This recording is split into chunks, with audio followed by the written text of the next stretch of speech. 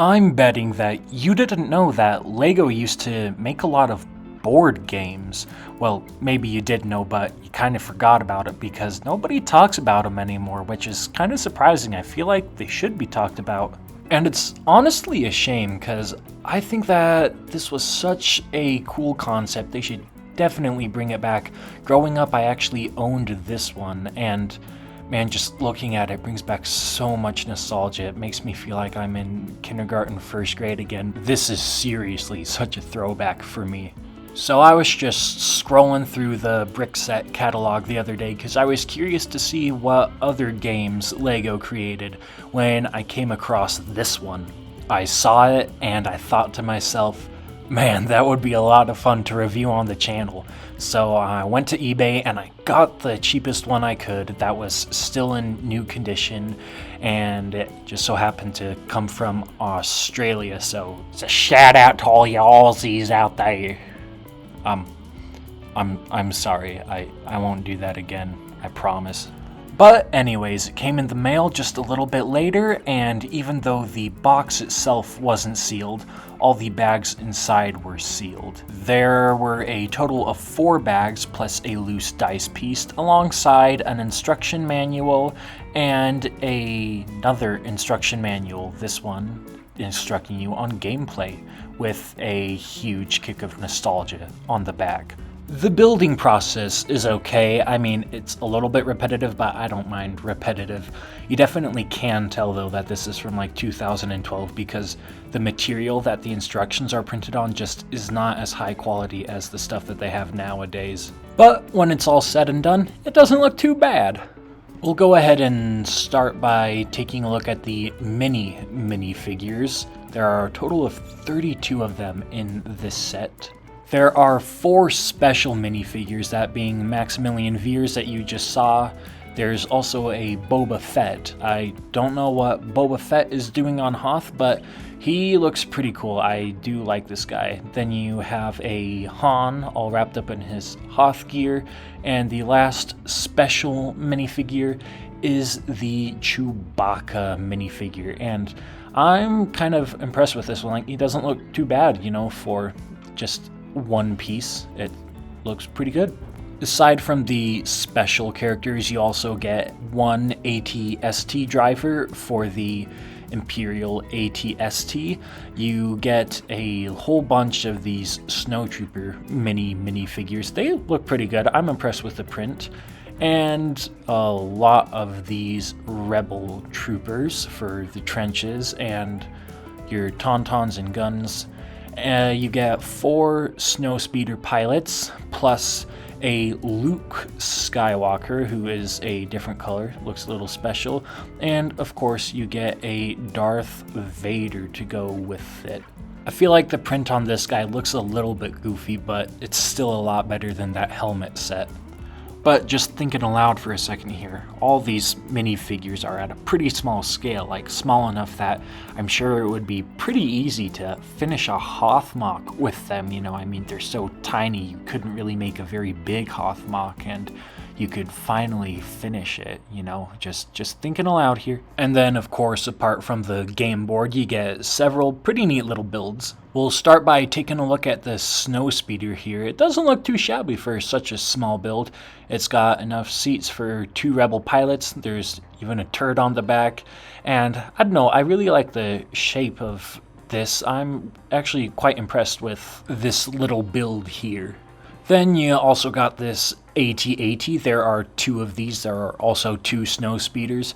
I don't think that the AT-AT looks as good as the Snowspeeders. It does look a little bit wonky. It does have quite a bit of articulation, though. There, the head turns, and I'm trying really hard to do this with one hand. There we go. The legs have articulation in 2 spots, and I mean, it doesn't look the greatest, but for what it is, it's pretty good. Back to the Rebel side of things, you get a single Tauntaun, and I think that the build is alright. I mean, it looks like it has 4 legs, which is a little bit weird, but the horns are well represented, the shape looks pretty good, so I'm impressed.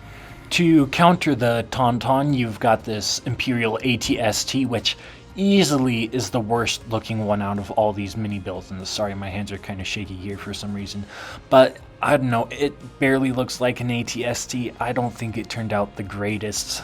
Back to the Rebel side of things, you got this Rebel turret, which I actually think turned out pretty good. Aside from that unsightly tan piece there, you could easily replace that with a white stud, and my hands are shaky again for some reason. And then the final miniature build here is this E-Web blaster for your pair of snowtroopers, and I think that it actually looks pretty good. It's a nice little build for the scale that it's at.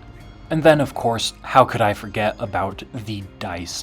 I've always really liked these pieces. I think they're kind of neat, and it rolls just like you'd expect the dice to.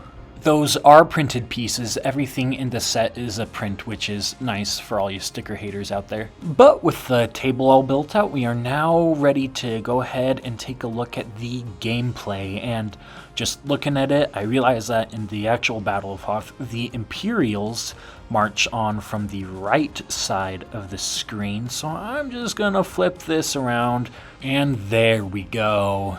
Anyways, gameplay isn't too complex, but you're definitely going to want to keep the rule manual with you for a little bit. Now, there are two ways to win the game. Either you get some of your pieces onto the other side of the board, thereby invading your opponent's base of operations, or you can destroy every single one of your opponent's pieces. The Imperials always go first. On your turn, you get a total of 2 actions. You can either move your guy 1 space, and obviously you have to move him along connected paths. You couldn't move him that way, and you can only move him 1 at a time. Now, the next option that you have is an attack. And as you can see, there are different rules of attacking for different pieces. They have different ranges, different directions that they can attack. But essentially how it works is, let's say I'm the ATST and I just rolled a red. That means that I get to remove 1 troop from my opponent's piece. And if I were to roll another red on my next turn, assuming that my opponent didn't move, I take off the last troop and then the snow speeder is destroyed. Then if I were to have rolled a white tile, I would have missed and I can't hit him. And I don't know if it needs to be said, but the pieces don't have to be connected for an attack. Now, the next piece is pretty cool. Let's say you're the Empire and you're attacking these rebels. If you roll a red, then you get to take a rebel off like normal. However, since a Force user is on your tile, that being Darth Vader for the Empire, Luke for the rebels, you get to destroy the entire rebel cell if you roll that special tile. But that's pretty much the general gameplay. However, there is a section in the rules book called Changing the Game, and it just tells you a whole bunch of ways that you can modify the game to have different ways of playing it and more fun. The first way is just raising the limit on the number of spaces that you can move a piece from 1 to 2. The next method is just going to be changing out some of your pieces for the special cannon pieces.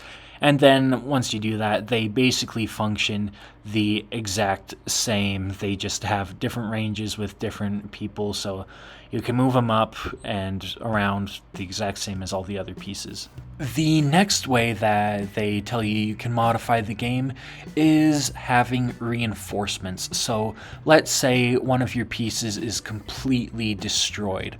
What you can do is you can go back to your base and bring in one of the extra pieces that you weren't using at the start of the game and reinforce yourself. And now you got 2 extra guys. Probably the weirdest idea from the manual is to put one of the parts of the boxes in the middle of the board, and then you can choose your own strategy. So like you're just blind to the other opponent's strategy and they're blind to your strategy, and then you can choose what pieces you want to use. But I think that the coolest way to shake up the game is by using those 4 special guys that you saw at the beginning there. Basically, you can replace one of your normal troopers with a special trooper. Here we're using Chewbacca, and if you roll the force attack square, not only do you get to take off Snow Trooper, but you get to roll the dice again 1 extra time. If it happens to roll on the force attack square again, then that's still the end of your turn, but I think it's kind of cool that you get a 1 in 3 chance of rolling the dice twice. Although, maybe cooler than that is in the back of the book, it suggests that you rearrange the game board. There are a couple of examples in the back, but basically you can rearrange this board into any way you'd like. I just think that that is such a great fun way to add to the playability. You can come up with your own combinations and just make the game way more interesting than how the instructions have it set up. But when you're all done with the game, putting it away is also pretty easy. Once you've got all of your pieces off the game board, there are these 3 plates with a blue cheese slope on them. Basically, you take each of those off, and what you can do from there is stack one half of the board onto the other so that it fits in the box. And as you'll see right here, it fits in the box rather nicely. One thing that I do wish was different though is there aren't like any nice bags or anything to put all these smaller pieces in. You just kind of throw them in there and hope that they don't get lost anywhere. So I would have liked for them to have, maybe done that a little bit differently, maybe just a couple of small Ziploc baggies in there, but it still works. I will say though, I think that the most annoying part of this set is just the fact that the box is not a perfect square, even though it looks like it is. I spent an embarrassingly long amount of time trying to put the box on before I realized that it is in fact a rectangle. Anyways, closing it off with some final thoughts here, I will say I am quite impressed with this set. Originally, my plan was buy this set, make the video reviewing it, and then go and resell it to my local secondhand Lego store. But after playing around with it for a while, I'm not sure that I want to do that anymore. I genuinely do like it, and I can see it being an enjoyable game for sure. So I'm maybe thinking I want to keep it instead of just reselling it. And man, I really wish that Lego would revisit this concept, because it really was just such a fun concept, and I love the nostalgia that these types of sets have, and I just think that they could do so well if they went ahead and just remade them, gave them a modern touch, and I think that it could be really cool. So let me know down in the comments if you knew that this set existed, and if you'd like to see Lego start making these games again. I mean, you already heard me. I personally would love to see this line come back. But thank you for watching and sticking it out to the end. If you made it this far, I really do appreciate you.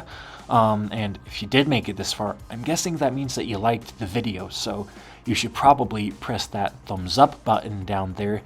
And also maybe check out some of the content on the end screen now. I come out with new stuff all the time. If you want to watch more stuff like this, there are plenty of videos to choose from.